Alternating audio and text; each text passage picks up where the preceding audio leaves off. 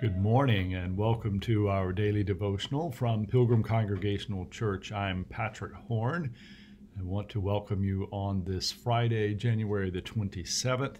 Very glad to have you join us as we continue our look at Micah chapter 6, verses 1 through 8. And we've been talking about the importance of this passage. And today I would like for us to focus on the conclusion and the real punch from this passage, which are the last three verses, 6 through 8. So I will read Micah 6, verses 6 through 8, and offer a few reflections, and then close us with a word of prayer. With what shall I come before the Lord and bow myself before God on high? Shall I come before him with burnt offerings, with calves a year old? Will the Lord be pleased with thousands of rams, with 10,000s of rivers of oil? Shall I give my firstborn for my transgression, the fruit of my body for the sin of my soul? He has told you, O mortal, what is good. And what does the Lord require of you, but to do justice, and to love kindness, and to walk humbly with your God?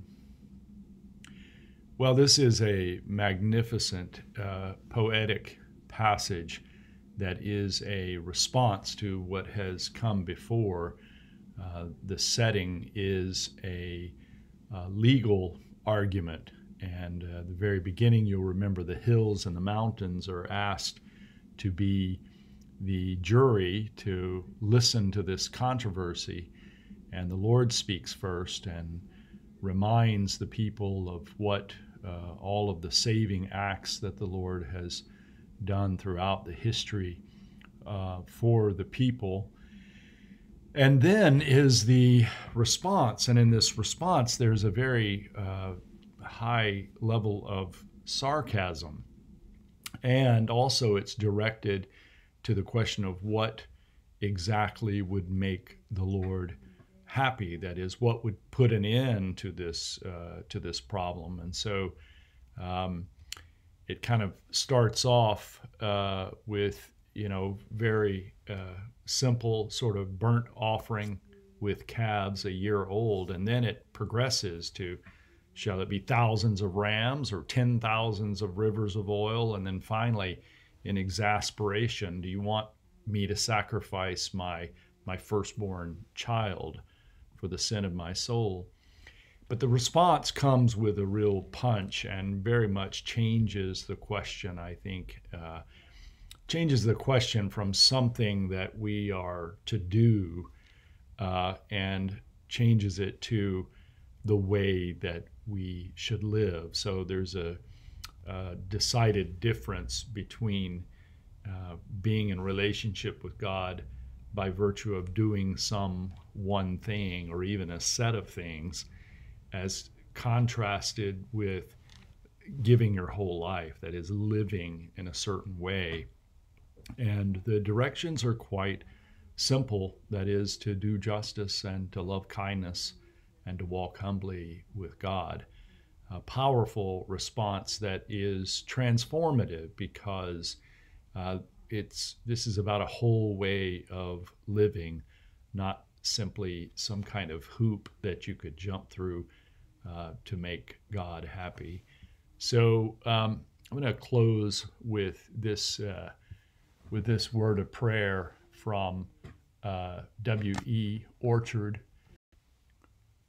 O God, we have heard thy call sounding in our ears, in youth and in age, in sickness and in health, in joy and in sorrow, at morning and at eventide, in the voice of nature from the page of history, leaping from the lips of men, stirring in our own thoughts, crying from our poor, desolate hearts.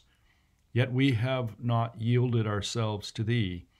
We have been afraid lest we should lose something dear to us, our comfort, our content, our pleasure. Yet refusing, we have lost our all, love and light and life itself. We have been afraid lest we should lose ourselves in thy being, lest the direction of our lives should be wrested from our hands, lest our wills should become as not our own. And now our wills are broken. We cannot direct our lives even where we would, and our very souls within are hard to find. We've been afraid of the burdens of thy love. It seemed too hard to care for those we find it easier far to hate, to love those from whom our natures shrink, to break our heart over those who seem worthless, to spend our life for those who are hopeless. And now we are enslaved to self. We move among our fellows, alien, afraid and lonely. We are weary of our carefulness and calculating ways. Oh, save us. Make us willing to be what we were meant to be. Give us the courage to forsake all and yield to Thee before it be too late. Amen. Thank you for joining me this morning from Pilgrim Congregational Church. I'm Patrick Horn, and I hope that you have a very good day. Goodbye.